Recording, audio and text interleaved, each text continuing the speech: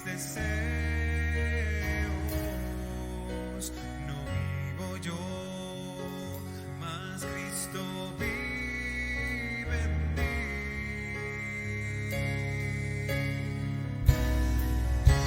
No vivo por lo que veo, no vivo por lo que pueda sentir, no vivo por mis deseos, no vivo yo, mas Cristo vive en mí.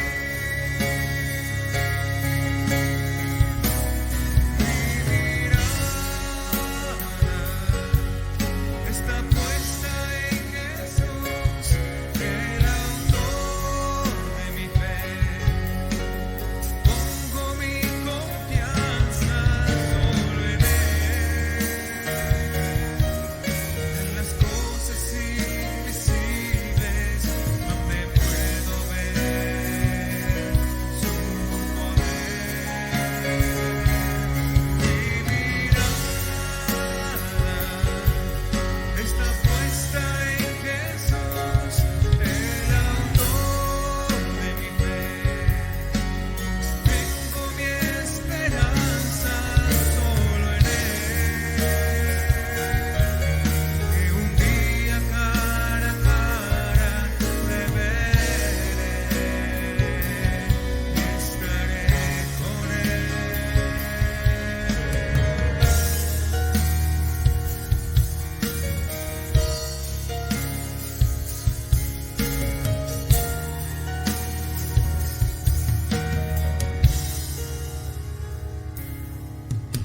No vivo por lo que veo, no vivo por lo que pueda sentir, no vivo por mis deseos, no vivo yo, mas Cristo vive en mí.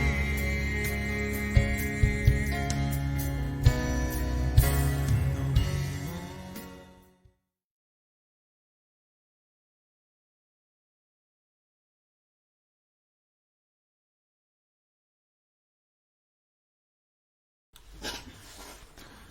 Hermanos, ¿cómo están? Dios les bendiga en este día jueves 9 de febrero del año 2023. Le damos gracias a Dios porque nos permite un día más delante de su presencia y poder estar tomando de su palabra, ¿verdad? Vamos a orar y vamos a comenzar este tiempo que vamos a estudiar la palabra de Dios en este momento. Padre, te damos gracias en esta hora. Te agradecemos, oh Jesús, por esta oportunidad que tenemos de escucharte, Señor, de poder estudiar tu palabra libremente, porque sabemos que hay otros hermanos en otros países o en otras regiones, inclusive de la República Mexicana, que no les es posible, Señor, tomar tiempo, Señor, y sentarse y escuchar, porque tienen que escuchar a escondidas, porque son perseguidos por causa de tu nombre, pero sabemos que bienaventurados son y tendrán recompensa. Oh Señor, también te pedimos por nuestros hermanos que también tal vez han sufrido pérdida en este Señor evento que ha ocurrido a otro lado del mundo, y que sabemos, Señor, que esas cosas no solamente ocurren a los que no creen, sino también a los que creen, pero yo sé que ellos tienen una esperanza más grande y te pedimos por ellos para que ellos sigan confiando y sean de testimonio en este momento. Gracias, en nombre de Jesús, amén. Bien, hermanos, vamos a tomar este tema. Este tema se titula Gloria Perecedera. Este es el tema número 28 de esta serie como viendo al invisible. Tema número 28, gloria perecedera. Hoy vamos a estar viendo un poco sobre la confirmación del pacto. Ya hemos visto todo el conflicto que ha surgido sobre esta parte de la idolatría del pueblo, el cómo el pueblo invalidó el pacto a pesar de que ellos habían dicho que todo lo que Jehová ha dicho haremos. Ellos invalidaron el pacto, ellos fueron tras dioses ajenos, ellos fueron tras sus propias concupiscencias. Entonces Dios los ha desechado, pero o los había desechado diciéndoles que ya no estaría su presencia con ellos. Estuvieron de luto y Moisés intercedió por el pueblo, y ahora pues vamos a ver cuál fue el resultado de esa intercesión en esta sesión. Bien, vamos a tomar nuestro verso base. Nuestro verso base es Éxodo capítulo 34, versículo número 27. Éxodo capítulo 34, versículo número 27. Ese es el verso que vamos a tomar y vamos a estar estudiando en esta tarde. Y Jehová dijo a Moisés: escribe tú estas palabras, conforme a estas palabras he hecho pacto contigo y con Israel. Y él estuvo allí con Jehová 40 días y 40 noches, no comió pan ni bebió agua, y escribió en tablas las palabras del pacto, los 10 mandamientos. Y aconteció que descendió Moisés del monte Sinaí con las 2 tablas del testimonio en su mano. Al descender del monte no sabía Moisés que la piel de su rostro resplandecía, porque o después que hubo hablado con Dios, y Aarón y todos los hijos de Israel miraron a Moisés, y he aquí la piel de su rostro era resplandeciente, y tuvieron miedo de acercarse a él. Bien, hermanos, en este pasaje vemos cómo nuevamente el Señor se acerca al pueblo idólatra y le dice que nuevamente les va a dar estatutos y mandamientos. Hermanos, esto es algo interesante. Y es que Dios no es un Dios que es un Dios que tiene demandas, ¿ok? Dios es un Dios que tiene demandas. Los dioses de los pueblos son dioses que te dejan hacer lo que tú quieras, ¿ok? O lo que tú creas conveniente. Nuestro Dios no es así. O sea, los dioses de los pueblos paganos, que no son dioses, son simplemente obras de su imaginación, son dioses que se basan en su conciencia y son dioses que se basan en buscar en tu interior el bien, ¿no? Que ellos dicen, no, es que aquí nada más te entrenamos, pero tú tienes el bien en tu interior y debes buscarlo, debes esforzarte porque tengas esa parte de estar el bien en tu interior, ¿ok? Pero nuestro Dios no es así. Nuestro Dios sí pone estatutos y decretos para que el hombre que quiere someterse a su voluntad sepa cómo hacerlo. O sea, Dios no nos deja a la deriva diciendo, a ver, busca dentro de ti, a ver qué te parece, a ver qué te nace y hazlo. No. Dios ya dictó cómo. Y para que por medio de los mandamientos y estatutos guiemos nuestra vida. Dios ya dictó cómo. Y tenemos varios versos con referencia a este principio. ¿Okay? Tenemos varios versos con referencia a este principio que hemos dicho aquí. Por decir, en el Salmo 119, versículo 9, tenemos aquí este verso que es importante confirmar. ¿Con qué limpiará el joven su camino? Con guardar tu palabra. Ahí vemos que guardar la palabra de Dios significa, en un dado caso, significa los estatutos y decretos de Dios. ¿Okay? Salmo 33, versículo 1 al 4. Alegraos, oh justos, en Jehová. En los íntegros es hermosa la alabanza.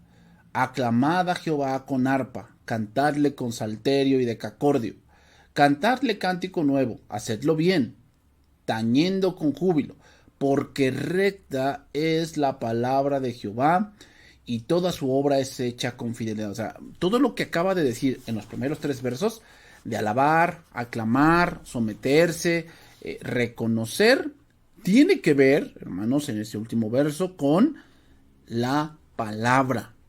O sea, reconocer que lo que Dios ha dicho y lo que Dios nos ha dado tiene o está bien hecho, es recta. Tenemos aquí otro pasaje más. Salmo 119, versículo 57. Mi porción es Jehová. He dicho que guardaré tus palabras. Tu presencia supliqué de todo corazón. Ten misericordia de mí según tu palabra. ¿Cómo es la misericordia según su palabra? Bueno, que la misericordia tiene que basarse en justicia, hermanos. O sea, no, la misericordia no es que yo me hago de la vista gorda en ciertas cosas. No, no, no.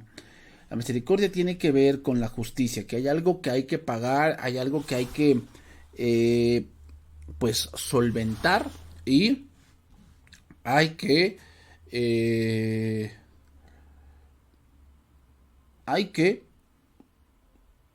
hacer algo en esa situación. Y entra ahí la misericordia. Salmo 119, versículo 105. Lámpara es a mis pies tu palabra y lumbrera a mi camino. Salmo 119, versículo 133. Ordena mis pasos con tu palabra, y ninguna iniquidad se enseñoríe de mí. Líbrame de la violencia de los hombres, y guardaré tus mandamientos. Y podemos citar más pasajes, hermanos, pero vemos que el salmista nos pone como un principio la palabra, y que de allí debe partir nuestro pensamiento, el rumbo de nuestra vida y todo lo que rodea nuestra vida. De allí, ¿dónde comienza todo? En la palabra de Dios. Ahí debe comenzar.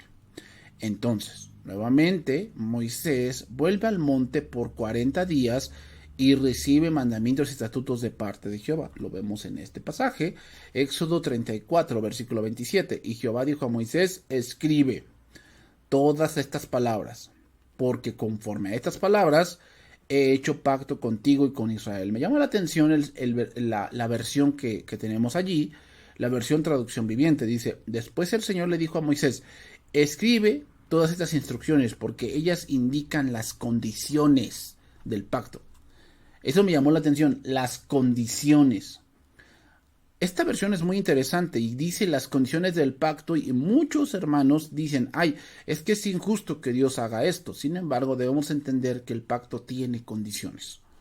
¿Ok, hermanos? Eso a veces, como seres humanos en la parte de la vida real, ¿a qué me refiero? A la parte de nuestra vida, cuando andamos haciendo un negocio, cuando andamos cerrando ciertas operaciones, muchas veces no leemos las condiciones, ¿no? O cuando hay ofertas, muchas veces pasa, hermanos, que hay ofertas para comprar cierto producto, cierto electrodoméstico, cosas así. Muchas veces dice aplican términos y condiciones. O sea, hay condiciones que hay que cumplir para adquirir o para entrar dentro de cierta oferta, ¿ok? Entonces, eso es lo mismo que pasa aquí. Así como este pacto, que es de la ley, tenía condiciones, el nuevo pacto también las tiene. Y hermanos, debemos conocerlas si no queremos apartarnos de Dios avergonzados. Sigue diciendo el siguiente versículo. Y él estuvo allí con Jehová 40 días y 40 noches. No comió pan ni bebió agua. Y escribió en tablas las palabras del pacto, los 10 mandamientos. Ahora, aquí viene una pregunta interesante. ¿Quién escribió las tablas? ¿Quién escribió estas tablas? ¿Moisés o Jehová? Parece que el verso nos está diciendo que fue Moisés. Pero quiero que vean que dice allí que ni bebió agua, punto y coma, y escribió. ¿Quién escribió? Jehová. Dice ahí, estuvo allí con Jehová. ¿Quién estuvo? Moisés, 40 días. Pero aquí el punto, como ponen como sujeto de toda la oración, es Jehová. Entonces fue Jehová quien escribió las tablas y de las palabras del pacto. Fue Jehová nuevamente. Y esto, hermanos, quiere decir que lo que nos está diciendo es que Moisés estuvo delante de la presencia de Jehová y fue Jehová quien escribió nuevamente la ley. Si lo hubiese escrito Moisés, estaríamos diciendo que Moisés o el hombre mismo tuvo injerencia en la ley y en los estatutos que se mencionan en la ley. Y como dicen Romanos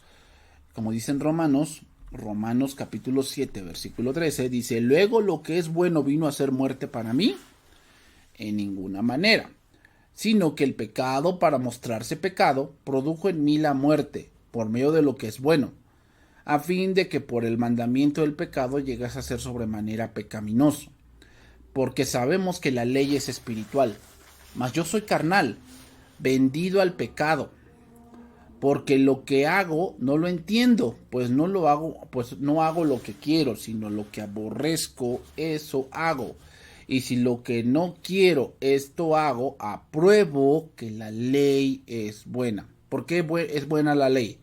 Pues simplemente porque quien la escribió es un Dios bueno. Así que no es Moisés, sino Jehová quien escribió en ambas ocasiones en el monte Sinaí las tablas que fueron escritas por el dedo de Dios. Por lo tanto, no hay conflicto en las tradiciones recibidas. No hay conflicto, ¿por qué? Porque fue el mismo Dios quien escribió con su dedo las palabras que en la ley encontramos. Seguimos allí, Éxodo capítulo 34, versículo 29. Y aconteció que descendió Moisés del monte Sinaí con las 2 tablas del testimonio en su mano. Al descender del monte no sabía Moisés que la piel de su rostro resplandecía después que hubo hablado con Dios. El relato es un testimonio de la relación de Moisés con Dios. La gloria divina fue reflejada en la vida de un hombre de Dios. También se indica la posibilidad, hermanos, de vivir de tal manera que en la presencia de Dios, que sin darse cuenta sea posible llegar a reflejar la gloria de aquel que es el objeto de la devoción. Es decir, que podemos estar tan cerca de Dios que de verdad la gente ve que somos sus hijos.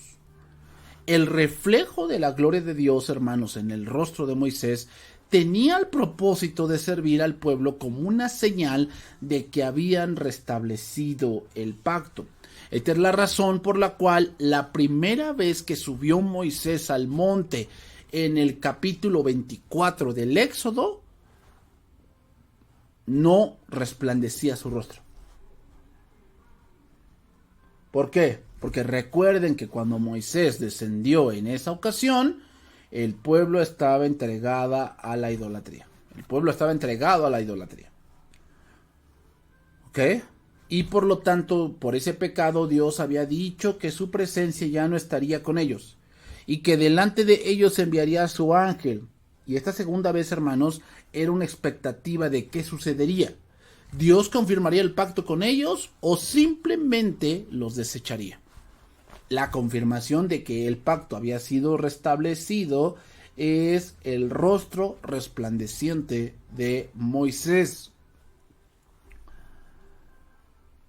Esa es la confirmación.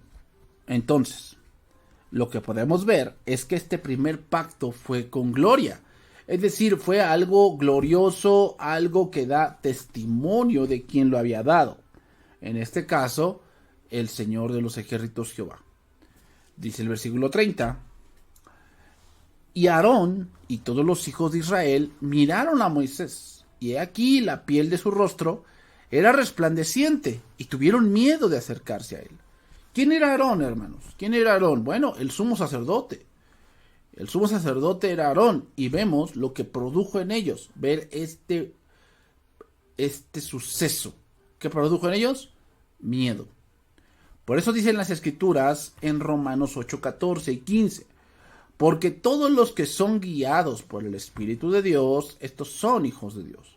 Pues no habéis recibido el espíritu de esclavitud para estar otra vez en temor, sino que habéis recibido el espíritu de adopción, por lo cual clamamos, Abba Padre. El pacto de la ley, hermanos, produce temor. Es por ello que tronaba el cielo y el monte se veía como un volcán. Eso produjo miedo en el pueblo, pero hermanos, el miedo te va a llevar ciertamente a cierto punto de tu vida, pero un día ese miedo va a ser insuficiente. Por un tiempo los hijos tienen miedo de los padres, de la disciplina y de tal vez del castigo transitorio que pueden poner, pero a medida que van creciendo, los hijos pierden el miedo. Y entonces el hijo empieza a hacer cosas que tal vez él ya tenía planeadas hacer, pero el miedo lo detenía. Pero cuando el miedo termina, hermanos, no hay nada que te detenga. Lo vimos con el pueblo. Dios hacía señales y temían con esas señales. Temieron cuando vieron el mar abrirse. Temieron cuando vieron ese fuego en la cima del monte. Temieron cuando vieron las plagas. Temieron cuando se abrió la tierra. Temieron cuando dice que salieron serpientes ardientes y empezaron a morderlos y empezó a morir mucho pueblo. Ahí temieron, pero llegaron a ciertos puntos donde murmuraban. ¿Por qué? Porque el miedo se les olvidaba. Hermanos, tú puedes manejarte un rato por el miedo a las consecuencias, el miedo a varias cosas, pero si tú no estás centrado, ese miedo un día se te va a quitar. Y ahora vas a dirigirte de acuerdo a tus impulsos y no de acuerdo a la verdad. Que eso es muy importante. ¿Por qué? Porque para seguir a Cristo o para seguir a Dios es necesario tener un nuevo corazón. Por eso la ley fue escrita en tablas de piedra. ¿Por qué? Porque fue para un corazón que es así. La ley en su propósito tenía de mostrar ese corazón que el hombre tiene, un corazón apartado, un corazón que le gusta el mal, un corazón que le gusta pecar, un corazón que no busca a Dios. Un corazón que no busca a Dios. Si Dios no nos hubiera buscado, quién sabe dónde estaríamos. Así lo dice Pablo en Corintios, hermanos. 2 Corintios 2:17, y vamos a seguir leyendo ese pasaje. Pues no somos como muchos que medran falsificando la palabra de Dios, sino que con sinceridad, como parte de Dios y que delante de Dios hablamos en Cristo. Sin duda, los falsos maestros utilizan eso, hermanos. ¿Qué? El miedo. Cuando llega un falso maestro y vienen a ingresar su falsa doctrina, una de las herramientas que utilizan es el miedo, diciendo que si no guardas X o Y cosa, entonces Dios no te dará bendición. Y la gente teme. O sea, muchas de esas gentes son controladas por el miedo dentro de cierta congregación, porque piensan que si dejan de hacer tal cosa, que si no hacen tal cosa, que si no están recitando ciertas cosas, entonces no tienen el favor de Dios, y los controlan con el miedo. Controlan con el miedo diciéndoles que los pueden maldecir, que las maldiciones generacionales, que que Satanás tiene un punto legal con ellos, que si ellos no hacen cierta cosa, no se pueden librar de ciertas cosas que el diablo puede hacer con ellos. Y entonces la gente empieza a temer. Hermanos, eso es la ley. La ley hace que tú temas, pero no te conviertes. Aquí la palabra medrar de este pasaje, como ustedes lo ven, dice ahí vendedor ambulante o venta al por menor. Es decir, adulterar. Como lo conocemos aquí en México, lo que quiere decir es pirata, ¿verdad? Nosotros no somos, Pablo lo que está diciendo, nosotros no somos de un evangelio pirata. Y sin duda el punto de la piratería, hermanos, es sacar una ganancia con algo que no es lo que se dice hacer. ¿Ok? O sea, el punto de la piratería, ¿cuál es el punto de la piratería? Es hacer parecido la misma cosa con diferentes materiales. Con materiales más baratos, que duran menos, que parecen que son, pero no lo es, parecido al original, ¿verdad? Y con ello yo lo vendo casi como el original y saco una ganancia porque no me costó eso. Eso eran los falsos que habían entrado a Corinto. Los habían engañado para sacar una ganancia hablándoles de un evangelio pirata. Por eso nosotros no somos de los que medran la palabra, que pareciera ser de Dios, pero en realidad era algo totalmente falso. Pero no solo eso, hermanos, sino que para poder introducir su falso evangelio, atacaban al que había fundado esa iglesia, Pablo, diciéndoles que Pablo no tenía esta revelación que ellos ahora estaban impartiendo. Que tan común es esto, hermanos, en verdad. Aquí siguen los versos que seguimos estudiando. 2 Corintios capítulo 3, versículo 1. ¿Comenzamos otra vez a recomendarnos a nosotros mismos ¿O tenemos necesidad, como algunos, de cartas de recomendación para vosotros o de recomendación de vosotros? Nuestras cartas son vosotros, escritas en nuestros corazones, conocidas y leídas por todos los hombres, siendo manifiesto que sois carta de Cristo, expedida por nosotros, escrita no con tinta, sino con el Espíritu de Dios vivo, no en tablas de piedra, nuevamente, sino en tablas de carne del corazón. La naturaleza, hermanos, del ministro apostólico de Pablo, del ministerio apostólico de Pablo, es tal que no necesita carta de recomendación a los corintios. Es un ministerio de un nuevo pacto que es tanto más adecuado como el pacto del Espíritu vivificante que lo era en el Antiguo Testamento y cuya libertad es la del Espíritu transformador del Señor. Sin duda, hermanos, las preguntas que el apóstol Pablo está formulando en estos pasajes como estamos recomendándonos a nosotros mismos, la respuesta es no. Tenemos necesidad de que algunos nos pidan cartas de recomendación o cartas que ustedes mismos han expedido. La respuesta es no. ¿Por qué es una clara y contundente negativa a estas preguntas? Bueno, las cartas de recomendación era una expresión técnica, hermanos, para un tipo de carta corriente en los días de Pablo y era utilizada comúnmente por la iglesia primitiva. O sea, no era algo malo en el sentido de que alguien pidiera cartas de recomendación. Un ejemplo de esta carta es la carta a Filemón, que no es, que ya estudiamos aquí, y que no es en sí, hermanos, una carta como todas las demás doctrinales, sino es una carta de recomendación donde Filemón regresa, pero recomienda que sea recibido por Pablo. Ese tipo de cartas circulaban dentro de la iglesia. Sin embargo, en Corinto eso no era necesario. O sea, Pablo necesitaría una carta como Filemón le fue dada una carta de recomendación de parte de Pablo. O sea, Pablo necesitaba una carta de recomendación de Pedro para llegar a Corinto. La respuesta es no. ¿Por qué? Pues porque Pablo fue por la mano de Dios a fundar esa iglesia. Es como si un padre construyera una casa y pasa el tiempo y después regresa a esa casa y el hijo le dice que necesita una copia de las escrituras para que él pueda entrar a esa casa, y él va a decir, oye, yo construí esta casa, ¿no? Yo construí esta casa, o sea, ¿cómo me pides carta de recomendación? Es lo mismo.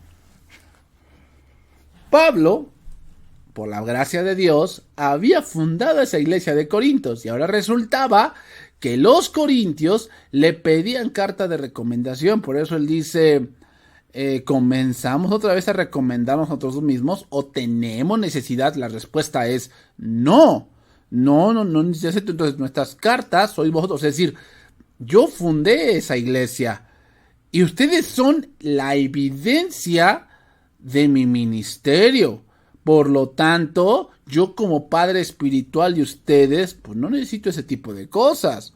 Dice, siendo manifiesto, versículo 3, que sois cartas de Cristo expedida por nosotros. Es decir, si se trata de mostrar una carta, la carta son ustedes, y esa carta no me la dio un hombre, me la dio Cristo, escrita no con tinta, sino con el Espíritu del Dios vivo, no en tablas de piedra. Veamos, o sea, el evangelio no va hacia la conducta, o sea, sí cambiamos la conducta, hermanos, pero el problema de la ley, ¿cuál es el problema de la ley? El problema de la ley es que la ley condena la conducta, ¿sí? Es muy claro, pero hay conductas que no se pueden evidenciar. Por decir, la ley no puede condenar que alguien odie. Solamente puede condenar el resultado de ese odio, que ya se va viendo en otro tipo de cosas.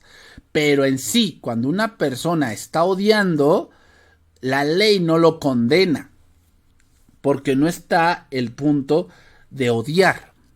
Eso ya puede ser un móvil, pero la ley no va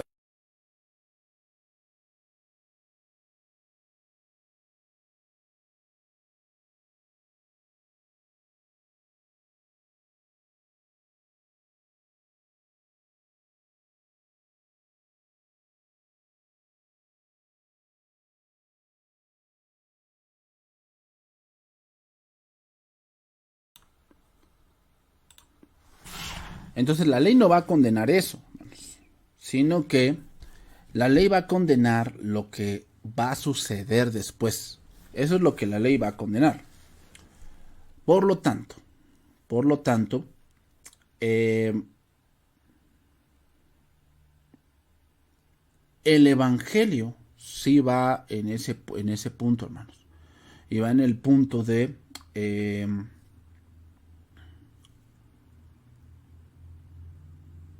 ver el corazón. Dios sí condena lo que tal vez la ley no ve, pero Dios sí lo ve. Entonces, eso es lo que está diciendo Pablo, que él es ministro de ese nuevo ministerio, ese mejor pacto. Seguimos ahí, 2 Corintios 3:4. Y tal confianza tenemos mediante Cristo para con Dios. No que seamos competentes por nosotros mismos para pensar algo como de nosotros mismos, sino que nuestra competencia proviene de Dios, el cual asimismo nos hizo ministros competentes de un nuevo pacto, no de la letra. Nuevamente refiere Pablo a la ley diciendo no de la letra, sino del espíritu, porque la letra mata, mas el espíritu vivifica. Cristo lo había comisionado a él y lo había preparado con los medios con los cuales llevaría a cabo su ministerio con confianza. Le había dado a Pablo el evangelio, que es poder de Dios para salvación, y le había dado el Espíritu Santo, que obra mediante el evangelio. Sin la comisión y la preparación de Cristo, hermanos, que Dios le había dado a Pablo, aun con todas sus habilidades naturales, no habría tenido la capacidad para el ministerio. Pablo lo que también está diciendo es que el evangelio es algo que él ha creído, que él ha experimentado y que sin duda está viviendo. No es algo que simplemente decía hagan esto y ya. No. Y aquí entra este punto de la ley, hermanos, que es el antiguo pacto o la letra, y el espíritu que habla del evangelio. ¿Okay? Entonces, por eso dice que tienen tal confianza. ¿Por qué tal confianza? Bueno, pues porque al ser ministros de un nuevo pacto y tener esta carta de recomendación, no por parte de un hombre, sino por parte de Cristo, ellos se sentían con la confianza de predicar algo que Cristo mismo les había enseñado. ¿Ok? Entonces dice, no que seamos competentes nosotros mismos para pensar algo como de nosotros mismos, sino que nuestra competencia, dice ahí, proviene de Dios. Versículo 7. Y si el ministerio de muerte grabado con letras en piedra, lo que acabamos de leer en Éxodo, fue con gloria, tanto que los hijos de Israel no pudieron fijar la vista en el rostro de Moisés a causa de la gloria de su rostro, la cual había de perecer. Y aquí vemos, hermanos, lo que hemos leído en el Éxodo, donde Moisés descendió la segunda vez, que estuvo con el Señor, donde se restaura el pacto, que es letra y hecha en tablas de piedra. Ahora debemos notar que ambos pactos fueron gloriosos, y es claro, ya que Dios es el autor y el dador de ambos pactos. La ley del antiguo pacto, hermanos, es gloriosa, tiene su lugar. Pablo le dice a Timoteo, pero sabemos que la ley es buena si uno la usa legítimamente. Sin embargo, el nuevo pacto es decididamente más glorioso. El nuevo pacto es más glorioso y así es el superior a los dos. El apóstol habla en tres maneras en las que el nuevo pacto es más glorioso que el antiguo. Número 1, que el antiguo pacto o la ley es el ministerio de la condenación. El nuevo pacto, el evangelio, es el ministerio del Espíritu, que es el ministerio del Espíritu. El ministerio que trae al Espíritu Santo, que es Señor y dador de vida. Que esa es la primera cosa por la cual el nuevo pacto es mucho mejor que el antiguo. ¿Por qué? Porque el antiguo pacto, por eso estaba hecho en piedra, porque te lo digo, hermanos, es para un corazón de piedra, para mostrarle su condición. Por lo tanto, no era de salvación, era de condenación. Número 2, el antiguo pacto, la ley, es el ministerio de condenación. El nuevo pacto, el evangelio, es el ministerio de justificación. Es decir, la ley no puede justificar a nadie. Te puede mostrar el error, ¿ok? Te lo va a mostrar, te va a decir que esto y el otro tú has hecho, pero no te va a dar el remedio. El único que puede darte el remedio es Cristo y es el Evangelio. Por eso el nuevo pacto es mucho mejor que el antiguo pacto. Y número 3, la gloria del antiguo pacto, la ley desapareció, que perecería. La gloria del nuevo pacto, el Evangelio, nunca perece. ¿Por qué pereció la gloria del antiguo pacto? ¿Cuál era la razón? Bueno, porque la ley hacía ver lo alejado que estaba el pueblo de Dios. Dios estaba en la cima de la montaña y ellos estaban en las faldas de la montaña. Sin embargo, en el nuevo pacto, esa palabra se encarnó. Es decir, el Señor descendió de la montaña en forma humana y nos mostró su gloria con maravillas, con milagros y con señales. Por eso pereció la gloria del antiguo pacto. ¿Por qué? Porque la finalidad de ese pacto era mostrar cuán alejados estábamos de Dios. 2 Corintios 3:8. ¿Cómo no será más bien con gloria el ministerio del Espíritu? Porque si el ministerio de condenación fue con gloria, mucho más abundará en gloria el ministerio de justificación. Porque aún lo que fue glorioso no es glorioso en este respecto. ¿En cuál respecto? En el respecto de la salvación, en el respecto de la justificación. En eso significa, por eso dice, mucho más abundará en gloria el ministerio de justificación, porque aún lo que fue glorioso, la ley, no es glorioso en este respecto. ¿En qué respecto? En la justificación, en comparación con la gloria más eminente, el nuevo pacto, porque si lo que perece tuvo gloria, mucho más glorioso será lo que permanece. Lo que permanece.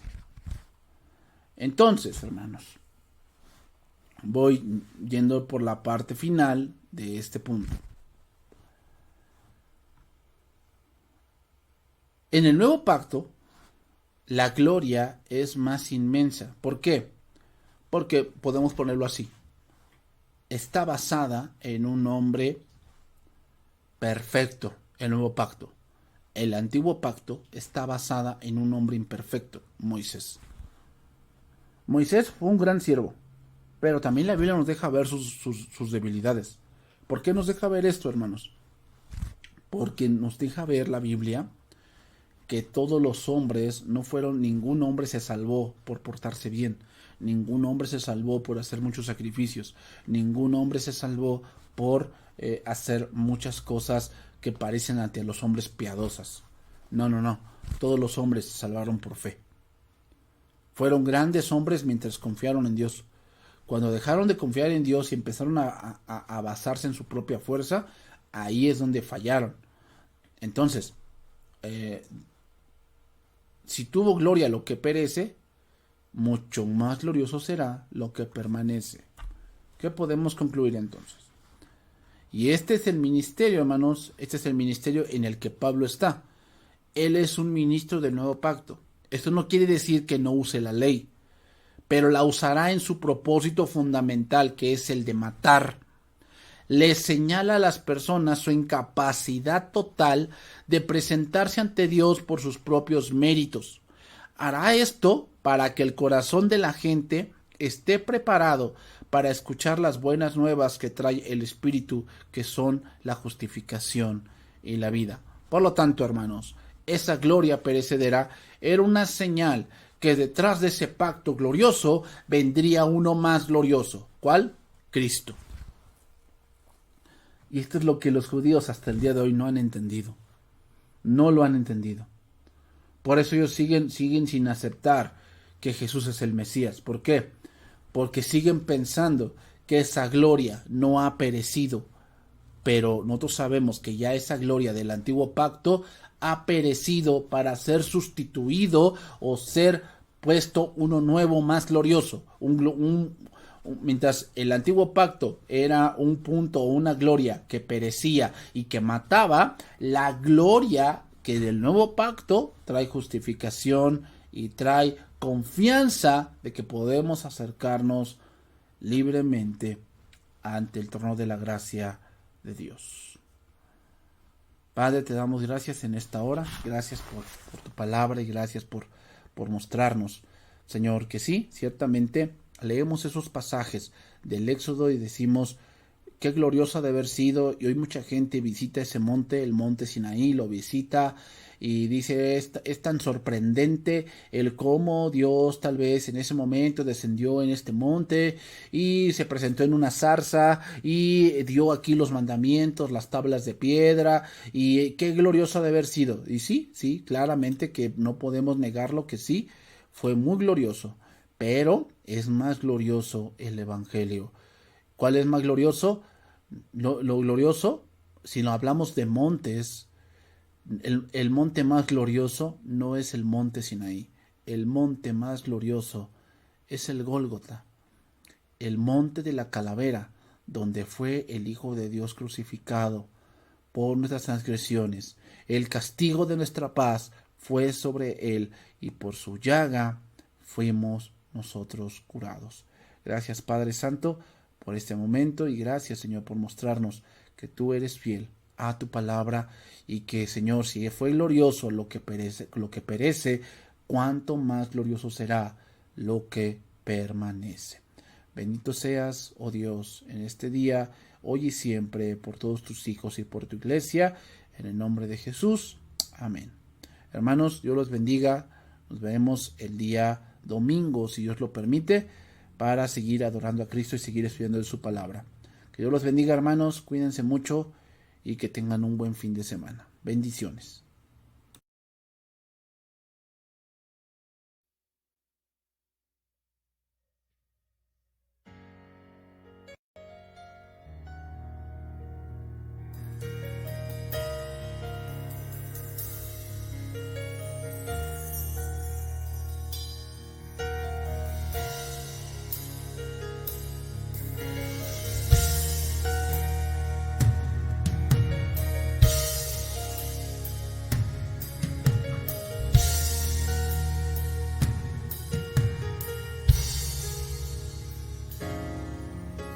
No vivo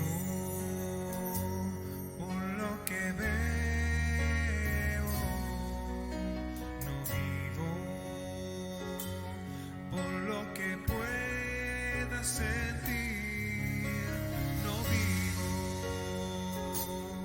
por mis deseos.